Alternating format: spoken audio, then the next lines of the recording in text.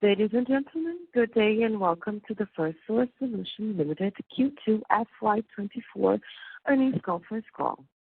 As a reminder, all participant lines will be in the listen-only mode, and there will be an opportunity for you to ask questions after the presentation concludes.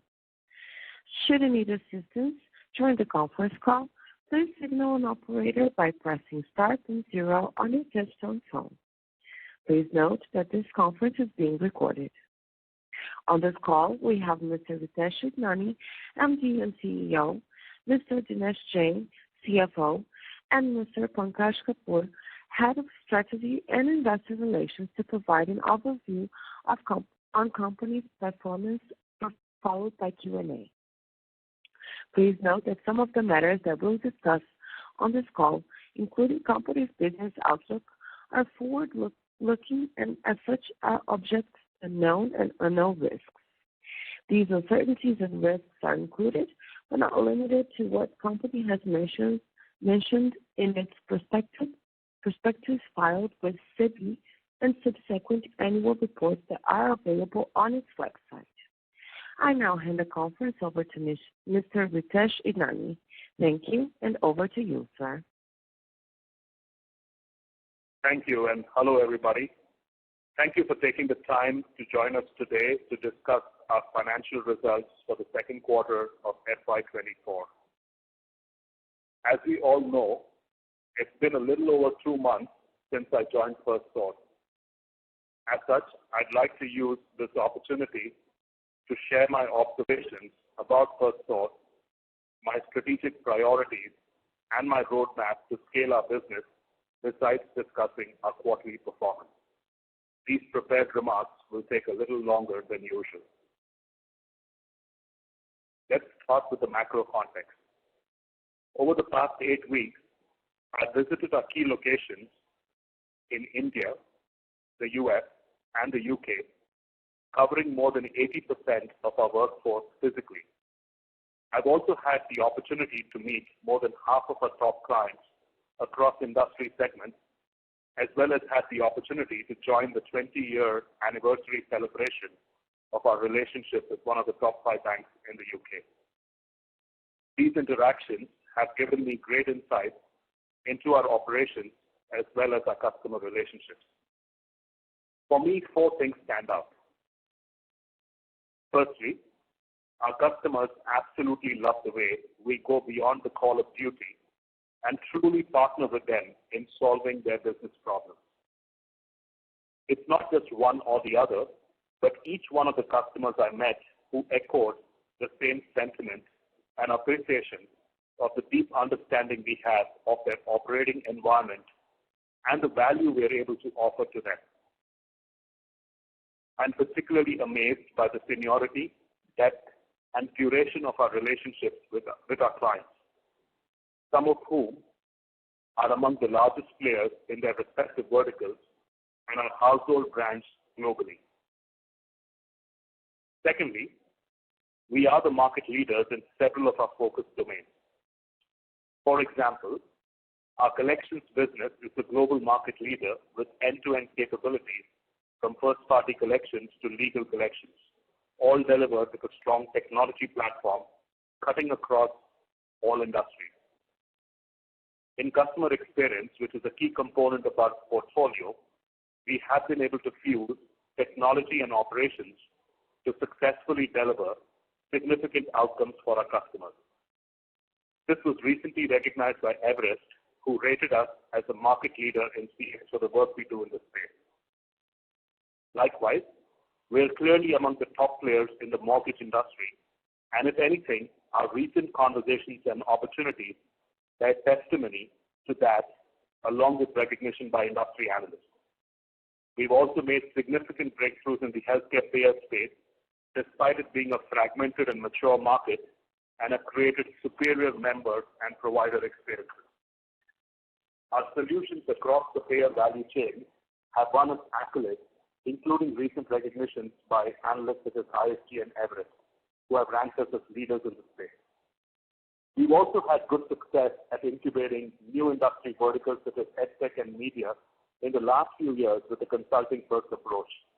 which has allowed us to build a strong capability impacting the learner and subscriber experience respectively. Thirdly, as strong as our existing relationships are, we are still underpenetrated even in several of our large accounts, both in terms of our wallet share in the services we do for them currently, as well as in terms of the opportunities we have to expand our portfolio in these accounts. I believe these represent significant white spaces of growth for us. And lastly, and most importantly, I am deeply impressed by the passion and commitment of our workforce, and I truly believe that is our superpower. We believe that these differentiators augur well for us in the current environment. Today, macro shifts are putting pressure on enterprises to move from a growth playbook to a growth and efficiency playbook. Concurrently, accelerated development in generative AI and applied AI hold tremendous potential for transformative business impact. We believe that the discontinuities caused by these shifts are likely to create market opportunities, and my focus is to use our strong foundation to take advantage of these opportunities. Towards this, I've defined a common theme of one Firstsource across all our business lines, service lines, and geographic footprint. The one Firstsource theme has 7 strategic imperatives. Let me talk briefly about each one of them. First, simplify the organization. We are streamlining the organization structure to remove overlap, establish clear accountability, and ensure faster decision-making. We're also working towards centralizing or decentralizing, as the case may be, enabling functions and identifying the right shore for role placement. Our refined organization design will have North America aligned along 3 industry verticals: banking and financial services, healthcare, and communications, media and technology, and others, while Europe will remain a geographical business unit. We are also aligning our services portfolio into 5 capability areas that include our mature service lines such as collections and customer experience, as well as emerging and fast-growing service lines such as consulting, trust and safety, and data and analytics. Second, cross-sell, upsell into existing accounts. We are setting up dedicated teams for a defined set of accounts where we see significant headroom for growth. Each team will have an identified client partner with clear ownership to identify white spaces, develop a structured account plan, take proactive proposals to clients, and work with them to develop a pipeline of large transformational opportunities. Third, expand capability. We are focused on building adjacencies across our services portfolio to maximize our wallet share. Our expanded set of horizontal practices and the refreshed account management plan I highlighted earlier would be key enablers of this initiative. We would be investing in scaling our consulting practice to act as a tip of the spear in increasing the size of our sales funnel. We're also actively strengthening our footprints in Eastern Europe, South Africa, and Latin America for nearshore and offshore delivery capability. Fourth, amplify the Firstsource brand. We are doubling our efforts to strengthen our relationships with industry analysts and advisors. We're also putting increased focus on driving thought leadership in the domains and capabilities we excel in.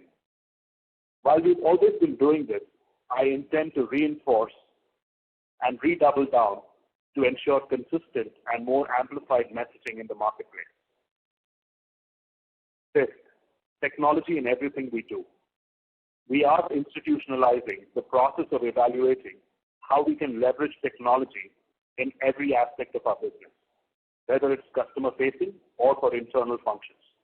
This includes building technology-led propositions to disrupt incumbents in our target set of accounts, as well as infusing our existing frameworks and platforms with the latest technologies to improve their relevance and attractiveness in the marketplace.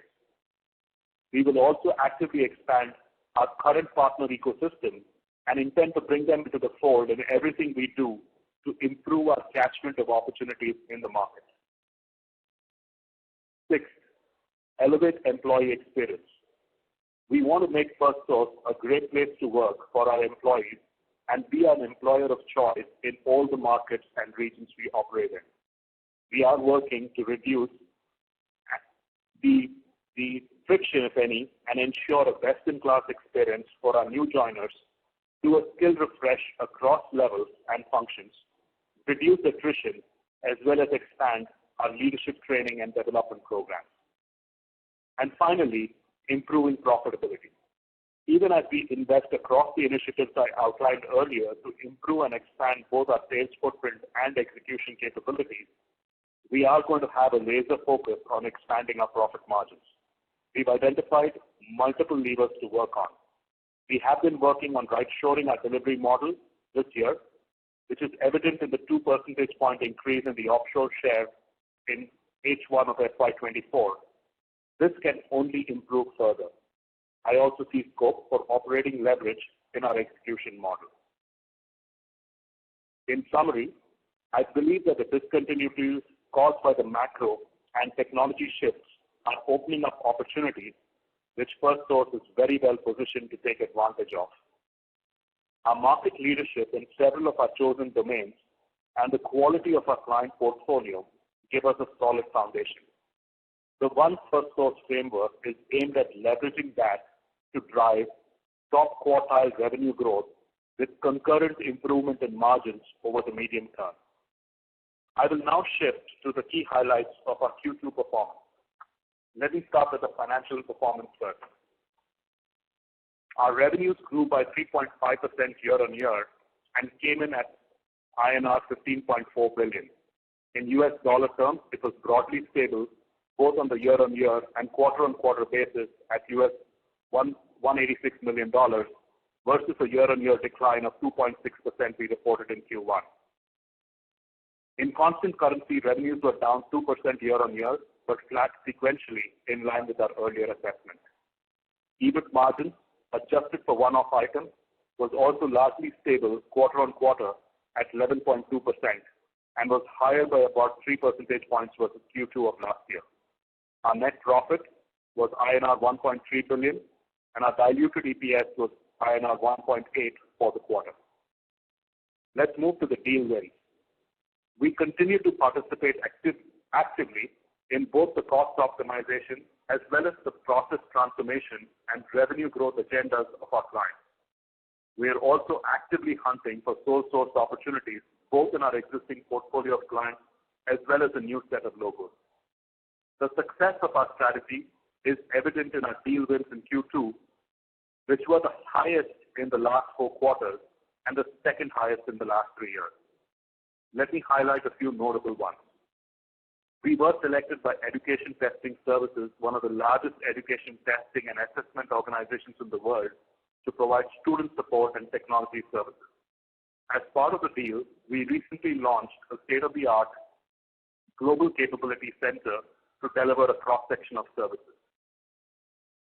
Firstsource also expanded its offshore footprint for one of Europe's large and leading media and entertainment companies by adding new complex service queues. We were also chosen by one of the leading reverse mortgage companies in the U.S. to deliver a full suite of operations and technology services. We further strengthened the multi-decade relationship with one of the largest managed healthcare and insurance companies in the U.S. with additional business for providing digital intake and customer engagement services. We also won additional business from one of the largest telecom and cable companies globally to provide core customer support as well as automation and AI. I would also like to highlight that we recently celebrated the remarkable milestone of 20 years of partnership with one of our large banking clients based in the UK. To me, this underscores the importance of the relationships we have built and the value Firstsource delivers to its clients. We and our clients continue to navigate an uncertain macro environment. In this backdrop, we stay focused on creating value for our clients and remaining disciplined on execution. Concurrently, we continue to work on scaling new subsegments in our chosen set of focus verticals and selectively expanding our operations and offerings to adjacent verticals. Let me now provide you a deep dive into our Q2 performance and outlook for each one of our industry verticals. Let's start with banking and financial services. In Q2 FY24, our banking financial services vertical was down 7% year-on-year in constant currency terms, primarily due to the mortgage base effect. Revenues were broadly stable on a sequential basis. As you know, this vertical for us comprises four broad subsegments: the work we do in mortgage, collections, customer experience, and some of the emerging capabilities that we have in risk, fraud, and compliance. Let me give you a color on each of these subsegments. Mortgage. Our mortgage business was down year-on-year due to the base effect, but it was broadly stable quarter-on-quarter. We believe that interest rates will continue to remain elevated in the U.S. based on recent commentary from the Fed. However, I had a chance to attend the latest conference organized by the Mortgage Bankers Association in Philadelphia last month. My interactions with various participants in the event suggest significant opportunities to partner with mortgage players as they look to do cost takeouts to remain competitive and relevant. We see opportunities to partner with them in helping them evaluate their target operating model, using technology to transform the way they run their current operations and reposition themselves for the future. We are also continuing to proactively increase our footprint, both from a market segmentation standpoint beyond monoliners to mid-tier and regional banks, as well as expanding our service portfolio into servicing and HELOC. During the quarter, we also made significant strides in our efforts with new segments, including reverse mortgage, builders, and the fintech vertical. Let's focus on the collection side of the house. Our collections business continued to grow at a steady pace in Q2, driven by new logo acquisition, as well as growth in existing accounts. Our focus here is to increase our footprint with our digital collections platform, as well as expand into other industry verticals beyond financial services. We added 5 new clients in this segment in the financial services space and see a strong deal pipeline. During Q2, we also expanded execution capacities in Mexico and started servicing 2 collections clients from there. We also made an entry into one of the largest Nordic banks where we will be working with their collections business in the UK. Customer experience. Firstsource is one of the largest CX service providers in the banking and financial services vertical, leveraging its healthy mix of locations for voice as well as digital capabilities to drive efficiency and deliver business outcomes. We're seeing an excellent demand from banks that are diversifying their overall retail banking and commercial banking portfolio with market improvements. Demand is also getting diversified towards offshore and nearshore, given the continuation of cost challenges prevalent in both the US and the UK. We are seeing a strong business pipeline across large banks in the CX landscape. And finally, in the emerging segments, we are making good progress to broad base our portfolio in the BFS vertical. We've seen success with auto finance. We continue to strengthen our capabilities in risk and compliance. And we've formed a bunch of partnerships in this space, either on the Gen AI side or with leaders in areas like credit data services to power digital verification. Overall, we continue to expect modest growth in this vertical in the second half of FY24 over H1 FY24. Healthcare. In Q2 FY24, our healthcare vertical was down 5% year-on-year in constant currency terms, primarily due to the base effect in the provider segment. Revenues grew by 1% sequentially. Let me talk about the provider segment first. Revenues in this segment were down both on a year-on-year and quarter-on-quarter basis. As we've been highlighting, volumes in this segment were affected by the public health emergency enforced by the U.S. government over the last couple of years. The PHE was lifted in May 2023, and the headwinds from Medicaid auto-enrollment have now subsided, and deal activity has started to pick up. In the wake of that, we had 2 key wins in Q2.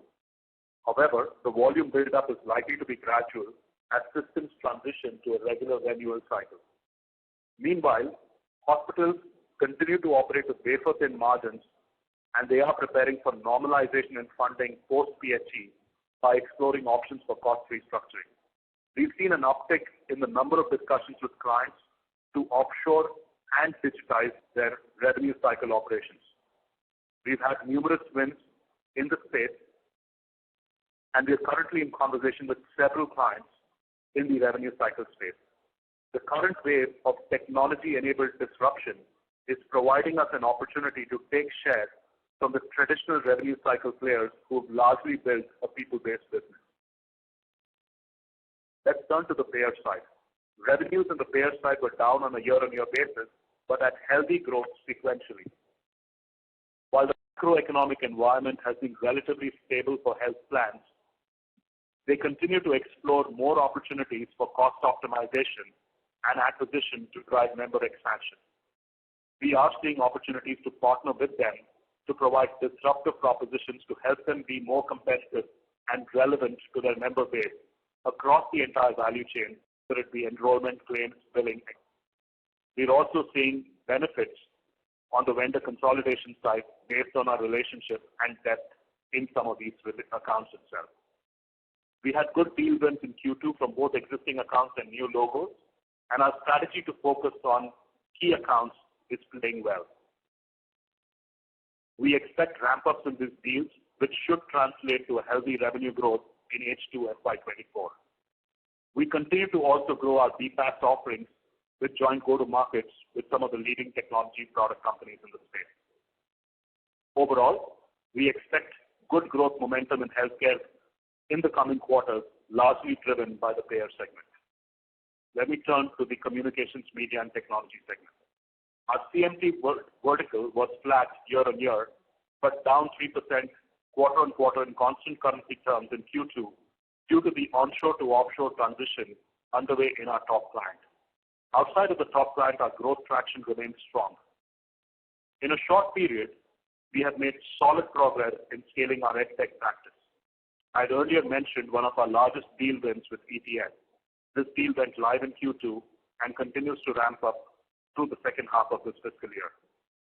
We are in advanced conversations with several major EdTech providers who are finding our solutions to be differentiated in improving the learner experience.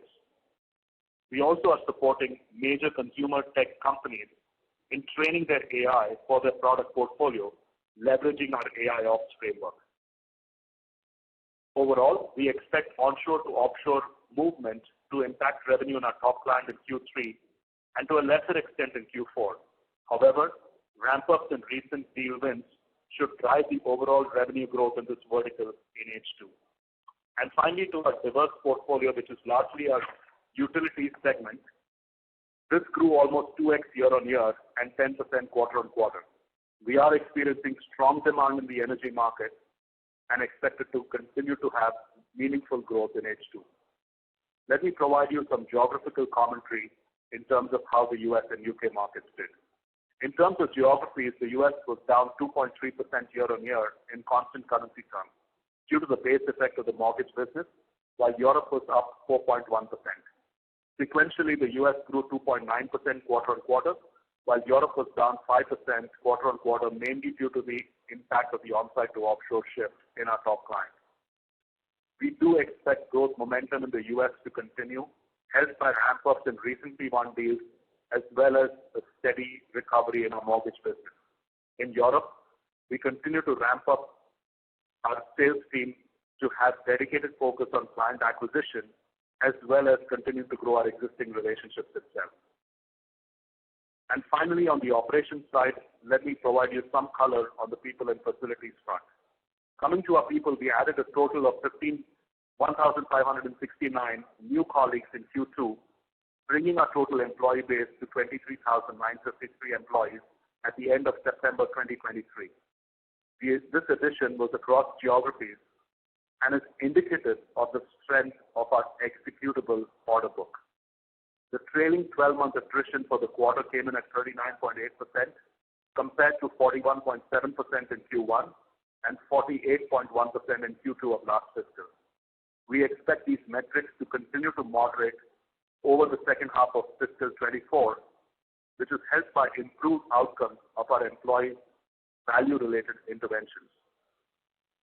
And finally, let me provide you a progress update on the Gen AI side. During the quarter, we launched FirstSense AI, our proprietary framework to accelerate clients' AI deployments. We've also developed a sandbox ecosystem called FirstSense.ai Studio for clients to experiment and evaluate AI frameworks. We currently have a library of more than 100 use cases cutting across industry verticals. We've completed more than 25 POCs, and several of these have advanced to production pilots. To call out some examples of Gen AI capabilities that we are leveraging, we are using email automation, after-call summarization, quality automation, as well as co-pilots for healthcare claims processing and mortgage underwriting. I'm also happy to share that Firstsource was positively recognized by leading analysts for bringing significant value to clients and offering innovative tech solutions. To mention a few, we were named as a major contender and a star performer in the Everest Group's Banking Operations Peak Assessment 2023. The assessment called out our capability to deliver end-to-end solutions covering the full spectrum from the front end to the back end, our comprehensive portfolio, our global presence, and our well-balanced shoring mix. ISG positioned us as a leader in the 2023 Provider Lens Customer Experience Services Report for our powerful, advanced, AI-driven platforms and solutions with significant multiple vertical-specific expertise and effective delivery, in addition to our digital-first, digital-now approach that's helping organizations to reinvent operations. Everest has also ranked Firstsource as a leader and a star performer in the Healthcare Payer of Operations Peak Matrix Assessment 2023, and a major contender on Everest Group's Revenue Cycle Management Operations Peak Matrix Assessment 2023. I'm also pleased to share that we released our ESG report and data book for 2023 during the quarter. Finally, from a guidance and outlook standpoint, in summary, we are satisfied with our performance in Q2 FY24. I am confident of our healthy order book during the quarter and a good deal pipeline that sets us well to accelerate our growth momentum sequentially over Q3 and Q4 and beyond. The uncertain macro environment does continue to remain an overhang on overall business volume. As such, we now expect our constant currency revenue growth in fiscal 24 to be between 0 to 2% and our normalized EBIT margin to be in the 11 to 11.5% range. Now, I turn over the call to Dinesh to give you a detailed color on the quarterly financials and related matters. Dinesh? Thank you, Ritesh. And hey, hi everyone.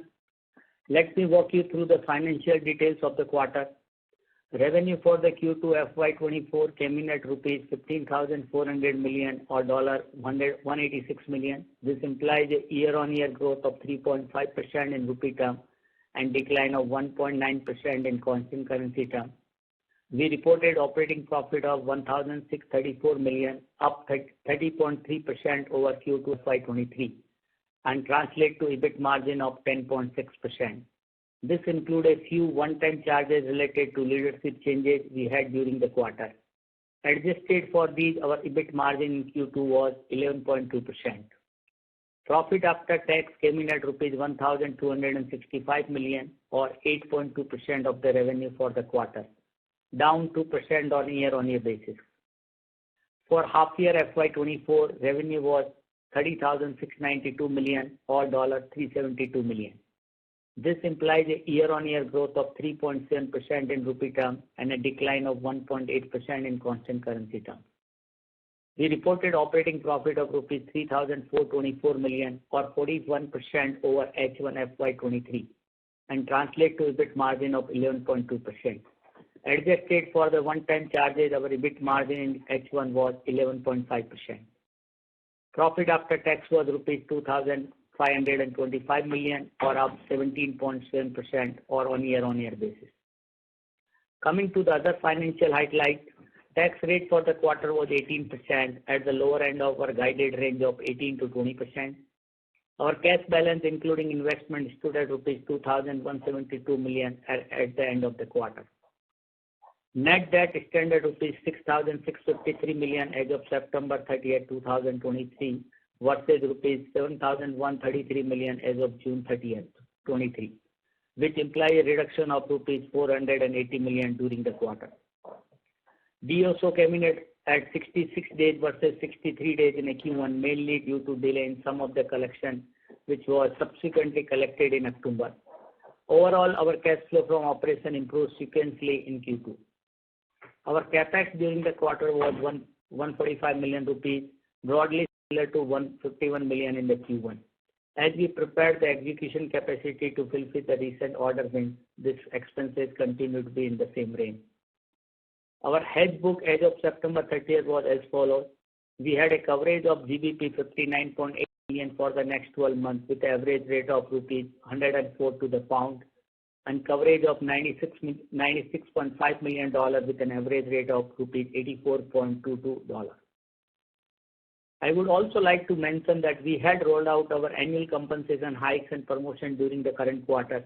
We also have the residual impact of certain charges related to leadership transition. These two will have an impact in our Q3 margin. However, we are confident of keeping them in the range of 11 to 11.5% band on a normalized basis, as I think Ritesh also highlighted. This is all from my side. We can now open the floor for questions. Operator, over to you.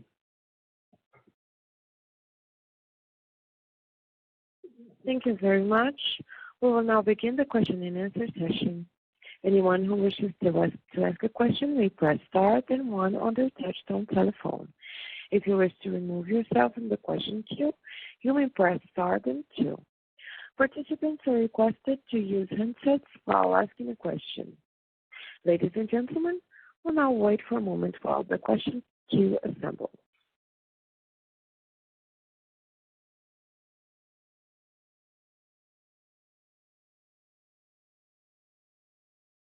The first question comes from Manik Taneja with Axis Capital. Please go ahead.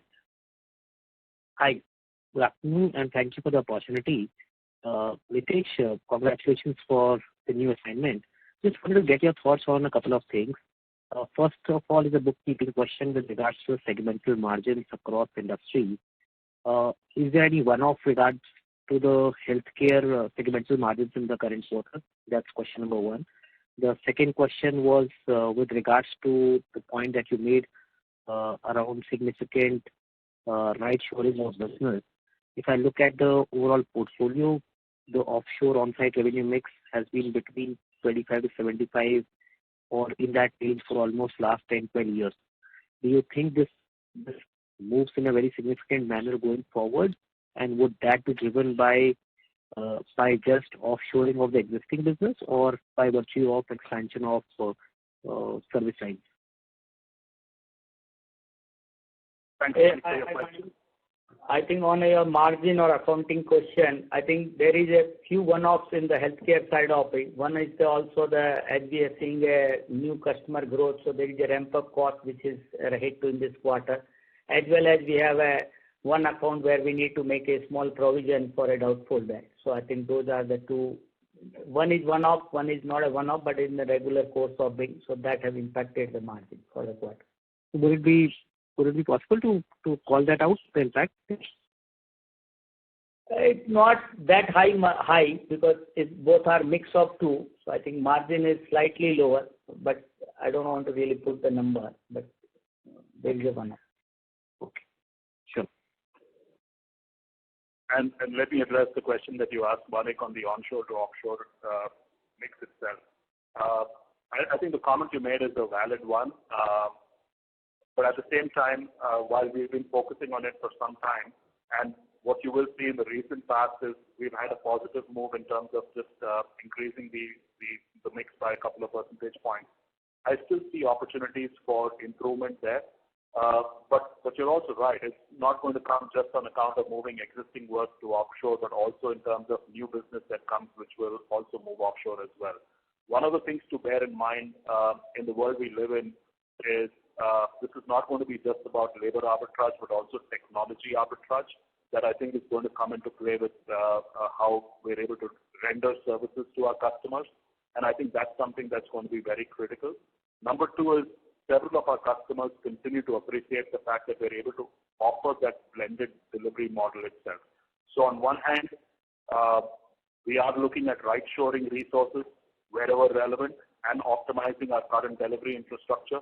But at the same time, one of the things that also creates differentiation for us in the marketplace is the fact that we have a blended delivery model.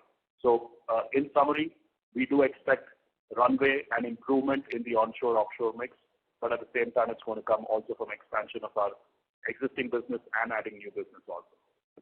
Sure. And one last question before I get back into the queue. Your comments with regards to expecting good traction in healthcare in second half led by payers, is that largely a function of the typical seasonality of the healthcare payer business because of the open enrollment season? Well, I think it's coming on a few different counts, right? So one of the things that I think is gaining traction and currency for us in the payer segment is the fact that, A, we work with a lot of great logos in those accounts itself, right? So we have a good existing client mix that's there, as well as a very solid pipeline in terms of new logos that we are going after where we have a seat at the table. What we are seeing in several of these existing accounts is we might be there in one or two of these functional areas, and there's an opportunity to extend and expand our footprint, gain more share of wallet, be able to integrate what we do, particularly on the back of the digital intake platform that we have, which allows us to have end-to-end capabilities across, as an example, maybe digital intake and claims. And these are some of the capability sets that create competitive differentiation for us in the marketplace. Clients are very receptive to that in the payer space. They are looking to optimize the way they run their business, and this creates opportunity for us to be a value-added partner to them.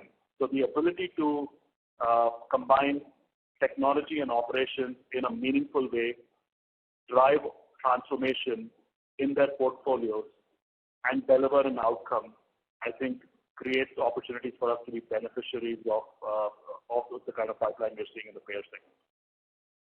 Sure. Thank you and all the best for the future.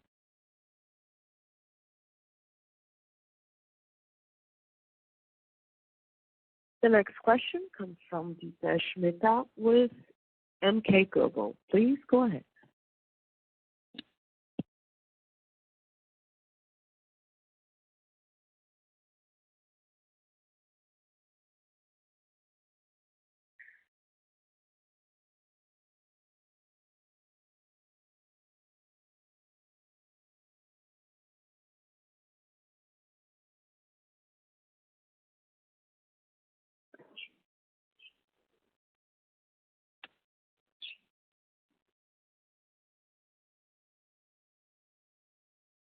Mr. Deepesh Mehta with MK Global. Please go ahead.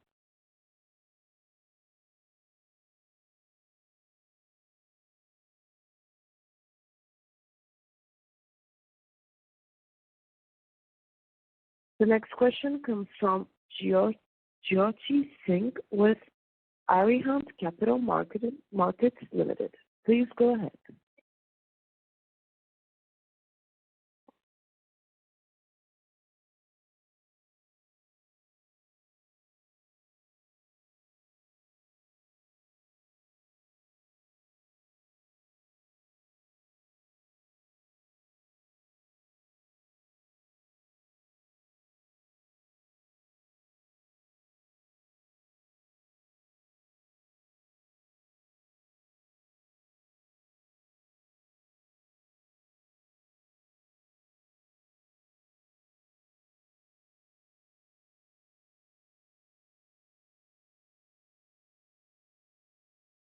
The next question comes from Nikhil Choudhary with Nuvama. Please go ahead.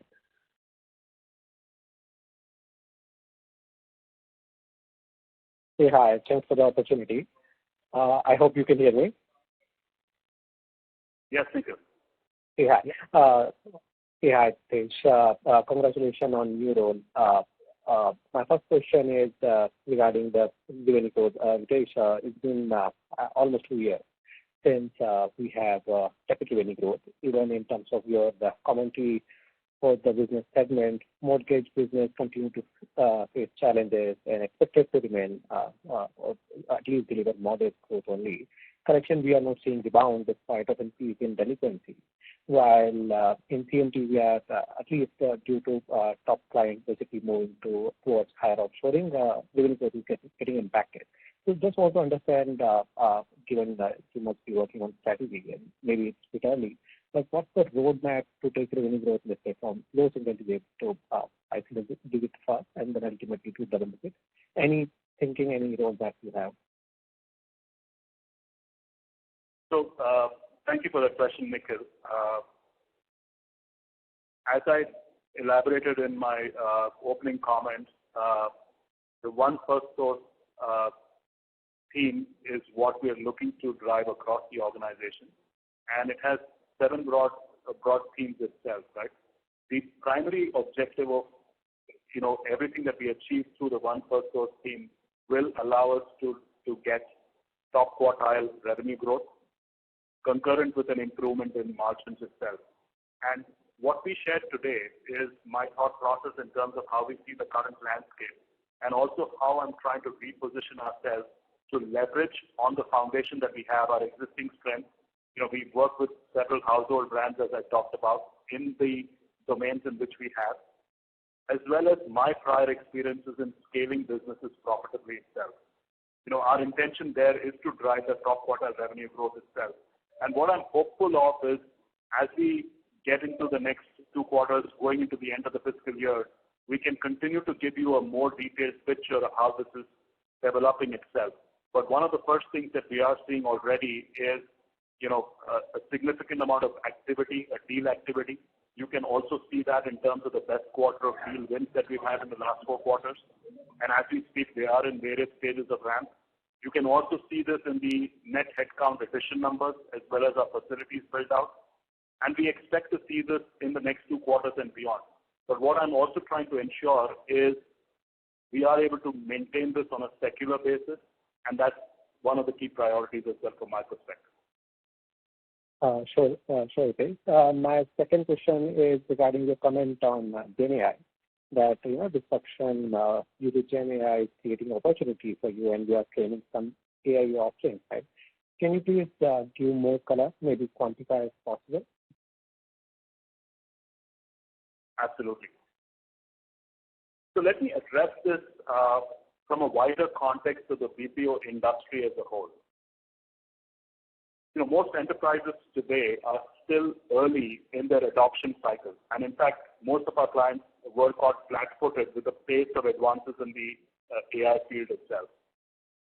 And as you know, every enterprise client today has been asked by their board about what their AI strategy is. They're currently engaging with technology product services companies for advice and guidance.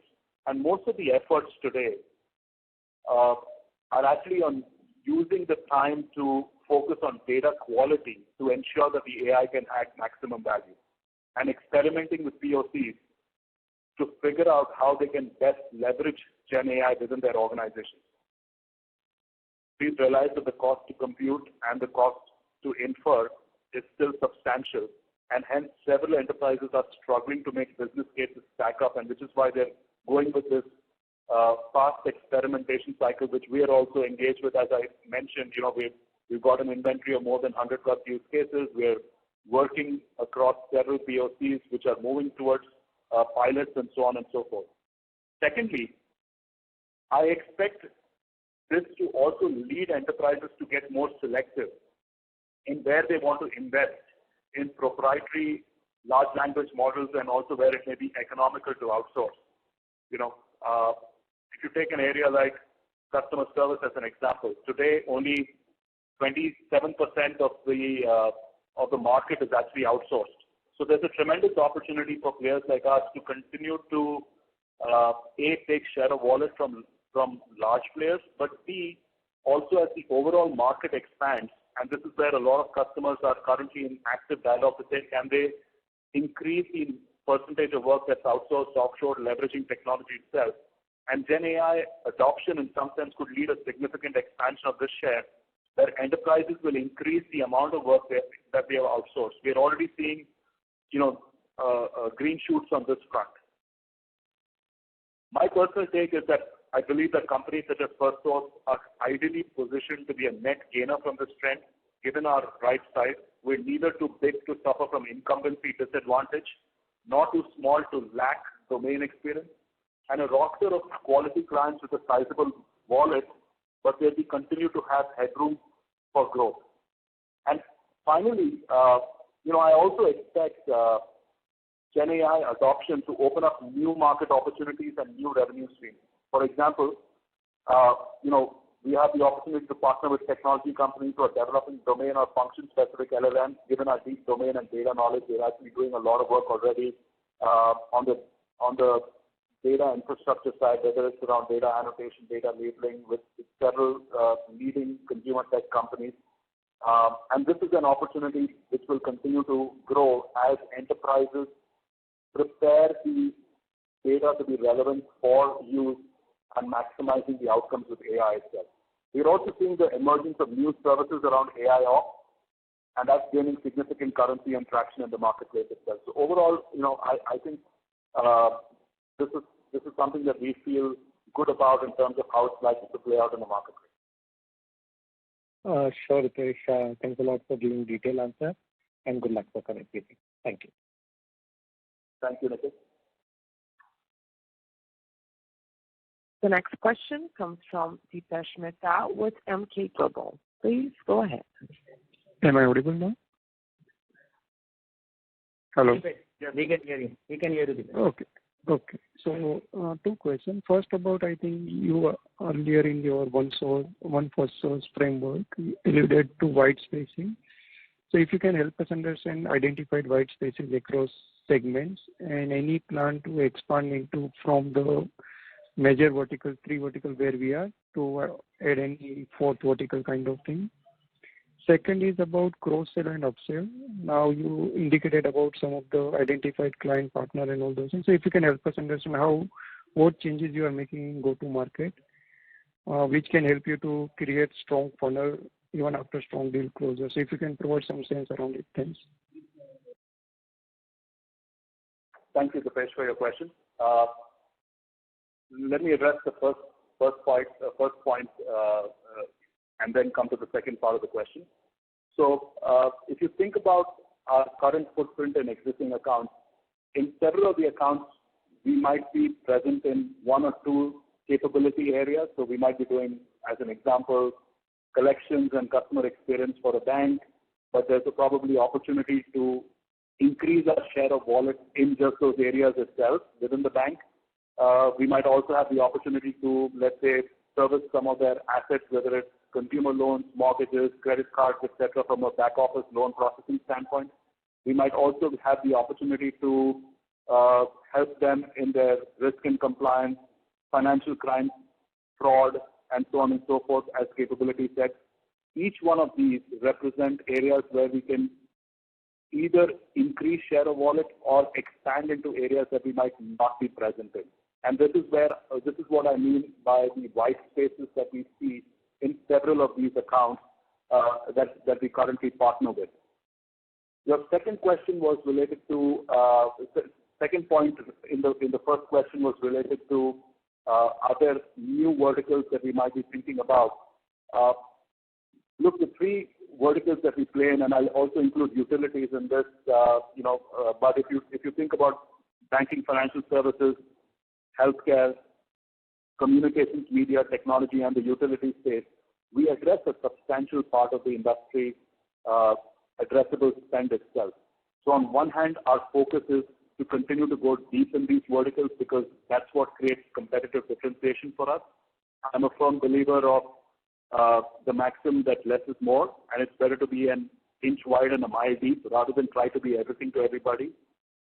But at the same time, look, there might be opportunistic areas that we might choose to get in. It could be in an emerging geography which we might say, hey, look, it's worthwhile for us to try and get going there and leverage the industry verticals that we're already in to get into those geographies from a new market standpoint. There could also be opportunities coming about where we might say, hey, there's a tuck-in acquisition to get a foot in the door in a new vertical. But those kinds of things are more opportunistic rather than something that we are actively planning for.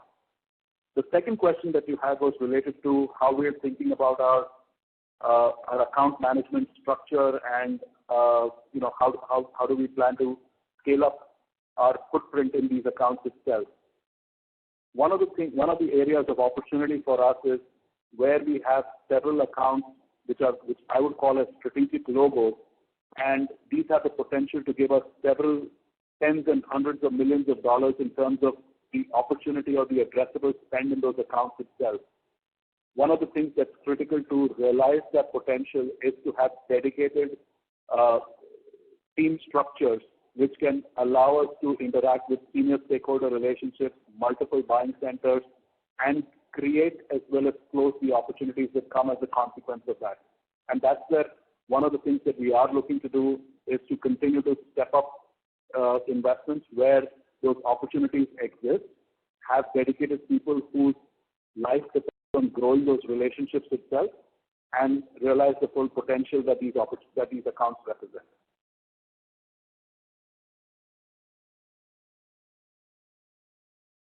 Dipesh, does it address your question? Yeah, it does. The last question is just about the margin.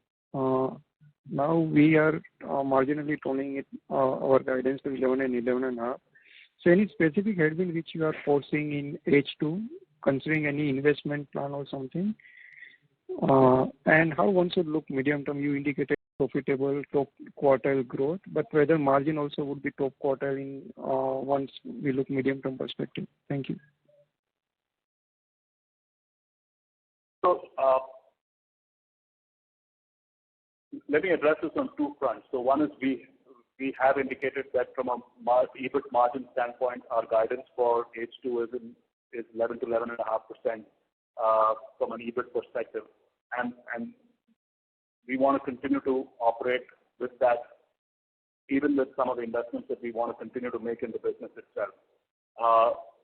What I am confident of is of improving our margin trajectory over the medium term without compromising our growth aspirations. And I see multiple levers for that. We talked a little while back, the on-site to offshore shift is an obvious one. And while we've been focusing on that for some time, I still see an opportunity for improvement out there. But in addition to that, right, there are multiple levers that exist, whether it's the employee pyramid, whether it's span of control, how we staff our delivery model, how we look at right-shoring resources across functions, optimizing our current delivery infrastructure. I think we've spent an enormous amount of time already in the 8 weeks that I've been here, detailing out all the value levers that exist for margin improvement itself. And I think we expect that this will result in improvement from the levels we are at. What I want to also add is I'll be able to give you a more concrete sense of our revenue growth and our margin aspirations with our Q4 results, but I am confident of improving our margin trajectory over the medium term without compromising our growth aspirations. Understand. Thank you. Thank you very much.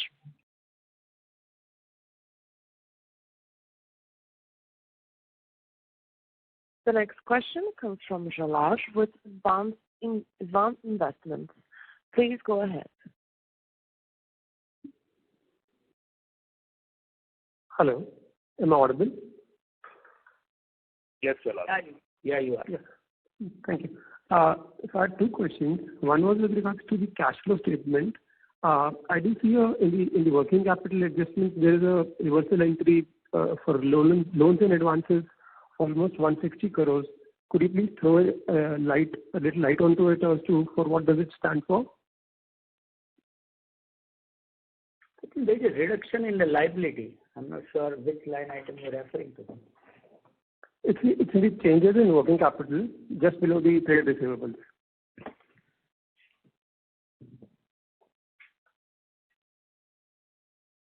I don't think any much changes.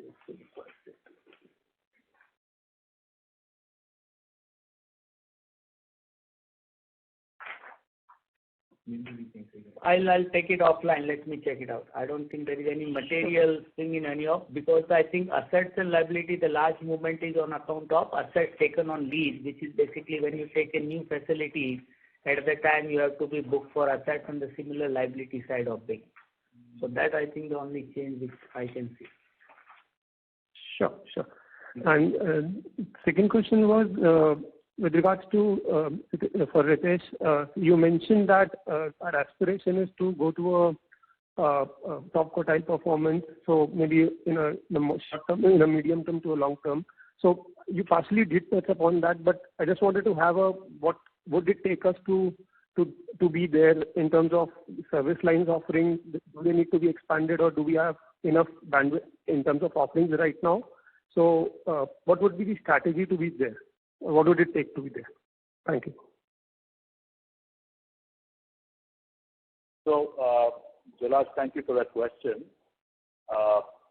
If you go back to what I talked about in the One Firstsource framework itself and where the opportunities are, right? One of the things that you will see in the context of that was the opportunity to cross-sell and upsell in our existing accounts itself, right? And this is adding share of wallet in the existing work we do, but also expanding capabilities in those accounts. So the second thing that we also talked about is not just take the 5 service lines that we have today, whether it's collections, CX, trust and safety, data and analytics, right? And the entire digital piece itself. But the objective around that is to ensure that we are able to bring those capabilities in every account itself, right? That's critical from our vantage point. At the same time, we're also actively strengthening our footprints from a delivery standpoint in Eastern Europe, South Africa, and Latin America. I think it's a combination of each one of these things. It's not one or the other, right? So all of these levers together, when deployed collectively, result in a very focused execution framework, create the playbook or the foundation for top quartile revenue growth. So it's not one or the other, but the ability to bring all these together to enable that. One of the questions that came a little while back also is having a dedicated team, which is the other area that we're also focused on, to say, look, if there's a strategic account that we believe has headroom for growth, let's make sure that there's a person who's focused on trying to grow that relationship in a meaningful manner. So that becomes also an additional lever that's there. So it's a combination of all of these things. Identifying the right accounts for growth, knowing the white spaces in those accounts, having a plan to deliver against that, having the right set of capabilities to be taken to those accounts, and having the right kind of delivery and execution capabilities to back up what we need. Bringing all of these together creates the secret sauce for secular growth, which ends up being top quartile. Got it. And one more question, if I may. So there has been this discussion of the right sizing or moving from on-site to offshoring. So where are we on those, in terms of, if I were to say, let's say 100% of the old accounts of the 5 HS, so renewals would come, so we would see this movement. I'm asking you this because there might be revenue loss, margins would be accretive, but since the on-site billing and offshore billing are slightly different. So how much of the percentage of the portfolio has already been converted, or of that which can be in this sense? So without getting into specifics of what percentage of our portfolio, etc., I think the way to view this is on 2 counts. Number one, in several of our existing accounts, we see the opportunity to move some of the work that we might be doing from onshore to offshore where relevant, but also at the same time take new business offshore as well. Clients value us for the end-to-end capabilities that we are able to bring and the blended delivery mix that exists in our model itself. Secondly, the world we are moving to is no longer just about labor arbitrage, but it's also about technology arbitrage. And the ability to bring that to bear to drive meaningful transformation and business outcomes, I think matters to our customers. if you're able to bring a couple of those things together itself, what we will be able to do is going to be revenue accretive as well as margin accretive. And I think that's what I'm working closely with the entire leadership team on. Fine. Thanks a lot and best of luck. Thank you.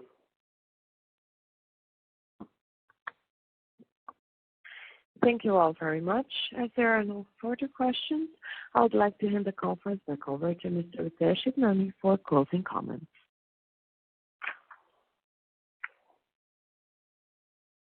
So thank you all for joining the call and the interaction. I just want to close with a few final points. I am pleased with our strong order bookings during the quarter. We are now in execution mode on these deals, and a ramp-up should accelerate our growth momentum over H2 FY24.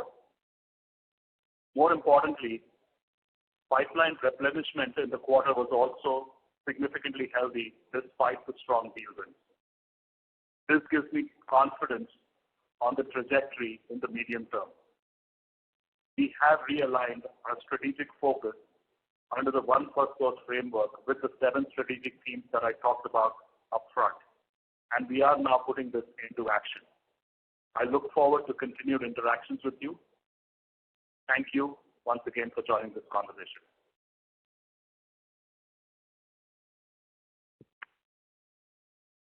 On behalf of Firstsource Solutions Limited, that concludes this conference. Thank you for joining us, and you may now disconnect your lines. Have a good day.